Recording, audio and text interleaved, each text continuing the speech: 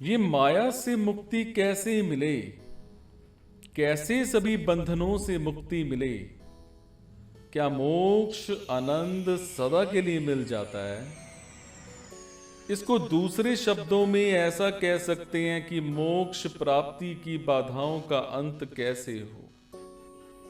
कैसे मनुष्य त्रिकर्म, त्रिदोष, पंचकोश, काल इत्यादि के बंधनों से मुक्त हो। आज विस्तार से हम जानेंगे कर्म समाप्त मोक्ष प्राप्ति। क्या है मोक्ष? कर्म बंधन के कारण मनुष्य माया के बंधन में है। इसलिए कुछ लोग अपने बल पर माया से मुक्त होना चाहते हैं और ऐसा कहते हैं कि अगर मनुष्य कर्म करना बंद कर दे तो कर्म फल के चक्र में नहीं बंधेगा। इस प्रकार माया से मुक्ति यानी मोक्ष अपने आप ही मिल जाएगा। सुनने में तो तर्क सही लगता है, किंतु सही है नहीं। अगर हमने एक जन्म में एक बार भी झूठ बोला है, एक बार भी कर्म किए हैं, तो हमारे अनंत जन्म हो चुके हैं। हम अनंत जन्म तक अपने अनंत कर्मों का फल भोगते रहेंगे। अब अगर हम इस तर्क को स्वीकार नहीं करें तो कर्म के विषय में भगवत गीता ने कहा कि कोई भी मनुष्य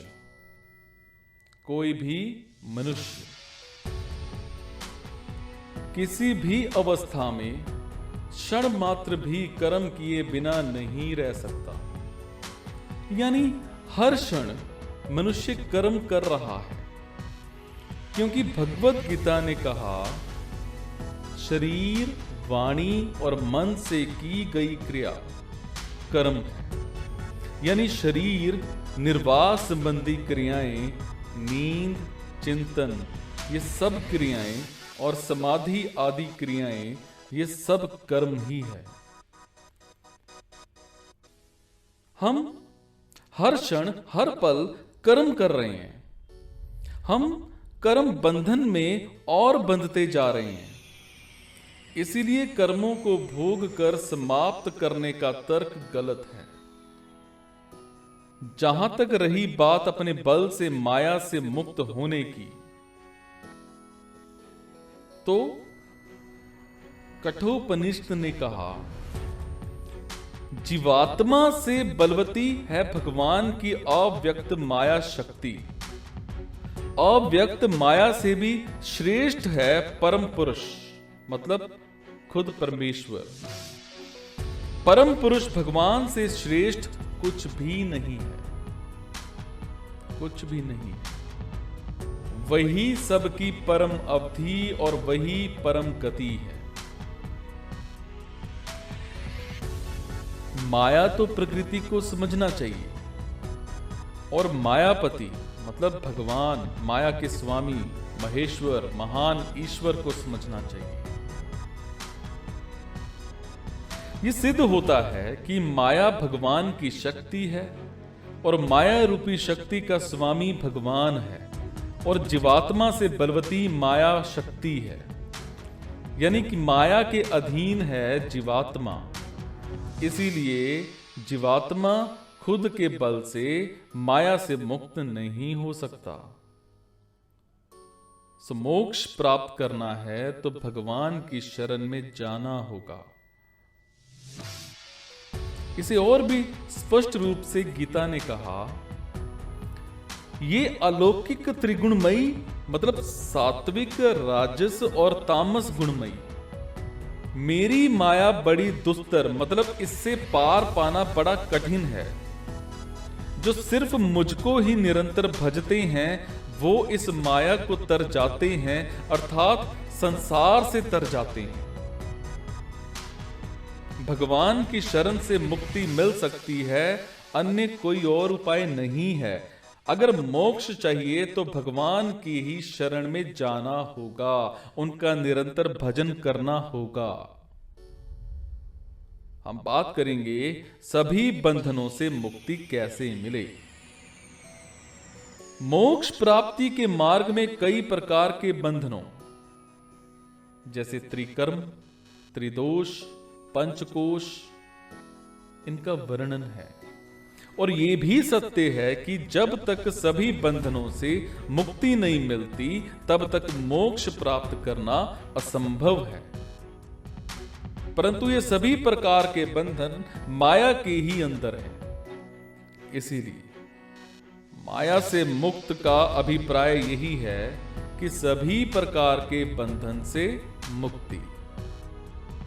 अतः उपनिषद, गीता, पुराण इत्यादि में एक ही बात को दो तरह से कहा गया है।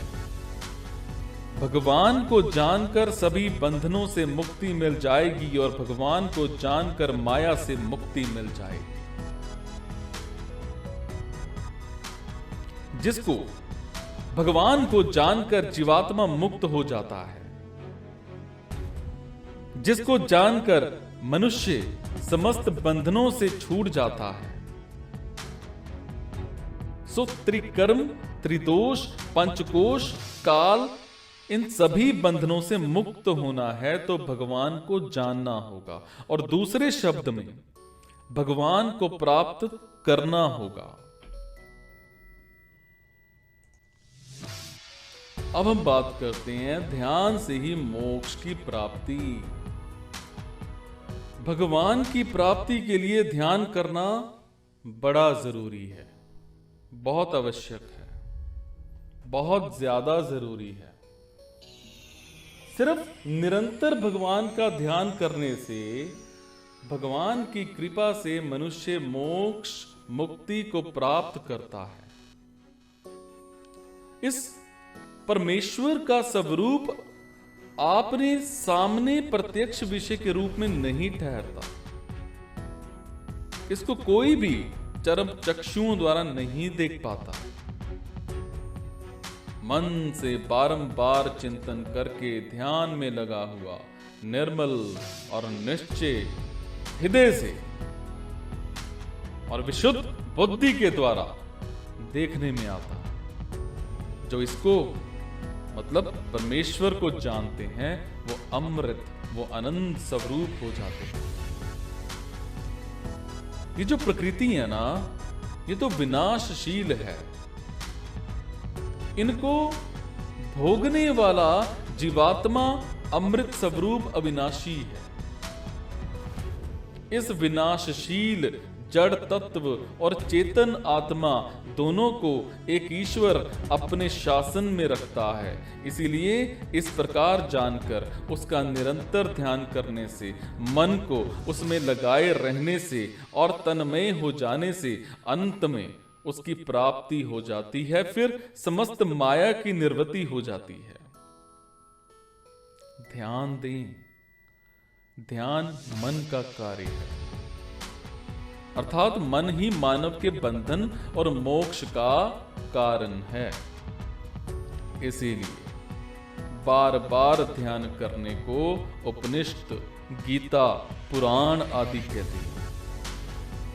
बिना ध्यान के मुक्ति मोक्ष संभव नहीं है। इसलिए भगवान के नाम संकीर्तन में भी ध्यान करना आवश्यक है। अब हम बात करेंगे मोक्ष आनंद सदा के लिए मिल जाता है। कुछ लोग कहते हैं कि मोक्ष की अवधि होती है, यानी मुक्ति कुछ समय के तक ही है, उसके बाद फिर माया के लोक में आना होगा। और कुछ लोग ऐसा सोचते हैं कि आनंद सदा के लिए नहीं मिलता, परंतु यह सत्य नहीं है। अगर मोक्ष की अवधि है तो हम इतना परिश्रम करके माया से मुक्त क्यों हो रहे इसी संसार में। अब ऐसा कहने वालों को उपनिषदों को पढ़ना चाहिए। कल्याण स्वरूप महेश्वर को जानकर सदा रहने वाली शांति को प्राप्त होता है। उस हृदय स्थिति परमेश्वर को जो धीर पुरुष निरंतर देखते रहते हैं, उन्हीं को सदा रहने वाले परमानंद प्राप्त होता है और दूसरों को नहीं। सो उपनिषद कहती हैं कि मोक्ष, आनंद सदा के लिए मिल जाता है। कुछ लोग ऐसा सोचते हैं कि भगवान को बिना प्राप्त किए भी दुख से मुक्त हो जाता है, लेकिन ऐसा हो नहीं सकता है। जब मनुष्यगण आकाश को चमड़े की भांति लपेट सकेंगे, तब उन परम देव परमात्मा को बिना जाने भी दुख समुदाय का अंत हो सकेगा। कहने का मतलब है कि जिस प्रकार आकाश को चमड़े की भांति लपेटना मनुष्य के लिए सर्वथा असंभव है, ये काम सारे मनुष्य मिलकर भी नहीं कर सकते। उसी प्रकार परमात्मा को बिना जाने, बिना प्राप्त किए कोई भी जीव इस दुख रूपी समुद्र से पार नहीं हो सकता।